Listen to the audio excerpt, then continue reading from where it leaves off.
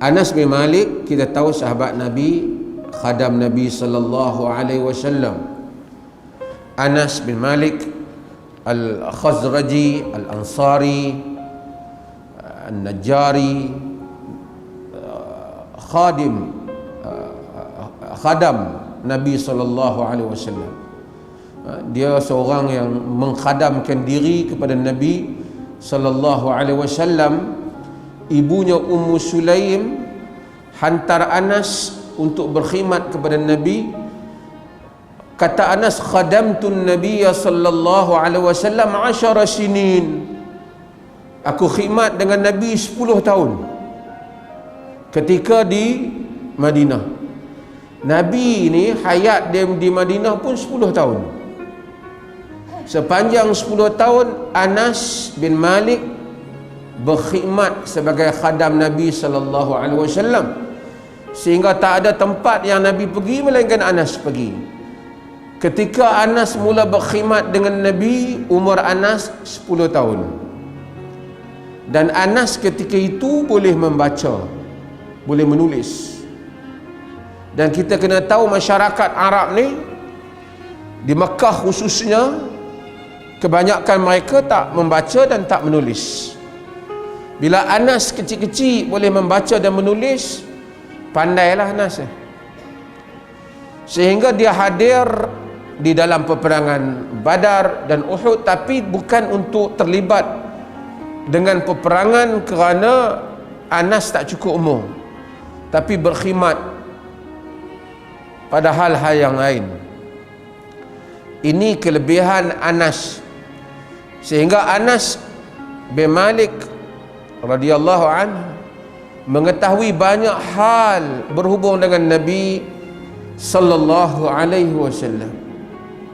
Banyak hal-hal yang tidak diketahui oleh kita, oleh orang lain, dilaporkan oleh Anas, kerana Anas melihat Nabi sallallahu alaihi wasallam.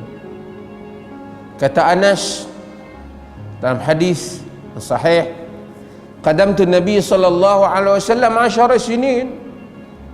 Aku khidmat pada Nabi 10 tahun. Ma qala li qad uff, atau ma qala li uffin qad. Tak pernah Nabi kata pada aku hush, uff. 10 tahun tak pernah kata. Dalam keadaan Anas budak, kira dahsyat. Biasanya kita ni siapa pun kalau jumpa sekali-sekala kita boleh lah nampak okey. Tapi kalau setiap hari 10 tahun sama, ini menunjukkan tingginya nilai budi dan nilai akhlak Nabi sallallahu alaihi wasallam. Kata Anas, ma qala li syai'in sana'tuhu lima sana'tah. Tak pernah Nabi kata kepada aku pada sesuatu benda yang aku buat, pasal apa hang buat tu? Tak pernah. Wala li syai'in taraktuhu lima tarakta. Tidak pada satu benda yang aku tinggalkan, pasal apa hang tak buat? Kenapa engkau tak buat? Dia kata Anas, Nabi tak pernah kata itu. Wa kana an-nabiy sallallahu alaihi wasallam ahsanan nasi khuluqa. Adalah Nabi sallallahu alaihi wasallam, kata Anas, sebaik-baik manusia akhlaknya. Ini proven orang dalam yang duduk dengan Nabi. Bukan 10 hari. 10 hari bolehlah kita nak pretend untuk buat-buat. 10 years, 10 tahun. Dalam rumah, luar rumah, di semua keadaan. Dalam hadis Bukhari, Muslim dan lainnya, Anas kata, wala masistu kharrah wala hariratan alyan min kaffi Rasulillah sallallahu alaihi wasallam. Tidak pernah aku memegang apa-apa kain bulu ataupun sutera yang lebih halus daripada tapak tangan Nabi sallallahu alaihi wasallam.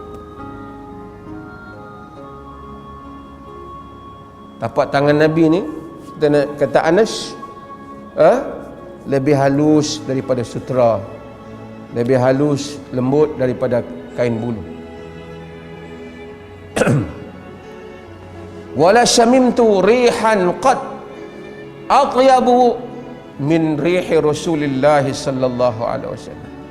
Tak pernah aku mencium apa-apa bauan yang lebih baik, yang lebih wangi daripada mencium Rasulullah, daripada bau Nabi sallallahu alaihi wasallam.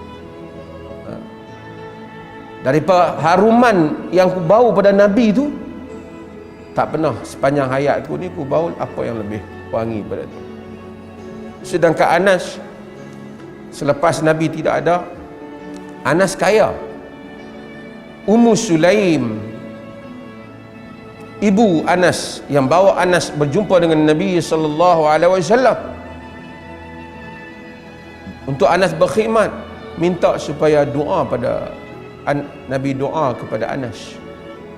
Nabi kata, Allahumma akthir malahu wa waladahu wa barik lahu. Ya Allah, banyakkanlah hartanya dan anaknya, dan berkati dia. Anas hartanya sangat banyak, anaknya pun ramai, anak cucu dia. Bila orang harta banyak, banyaklah benda kain yang dia pernah pegang, banyaklah juga haruman wangi-wangian yang boleh dia beli.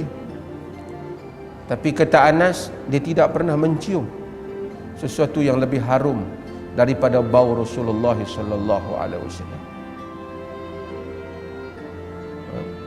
10 tahun serve Nabi sallallahu alaihi wasallam.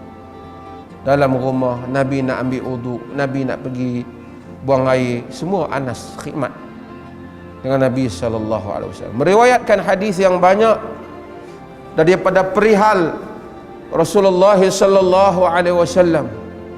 Dan ini adalah merupakan keuntungan yang besar bagi Anas bin Malik.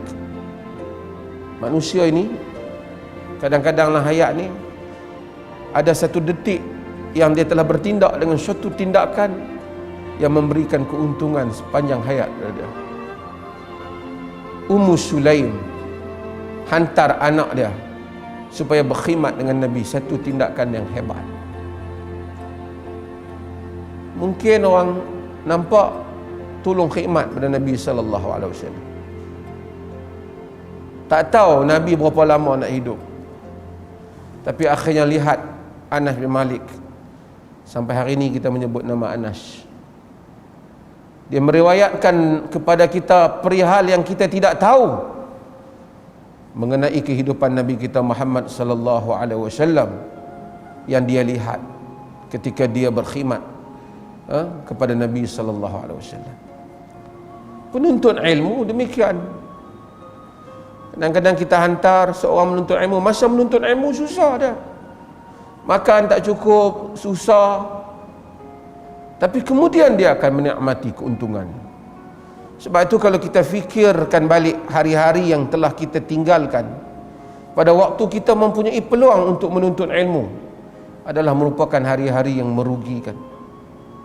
Kadang-kadang kita tidak hadir pada satu majlis ilmu yang akhirnya rugi untuk kita dalam kerugian yang besar yang diperoleh oleh orang lain.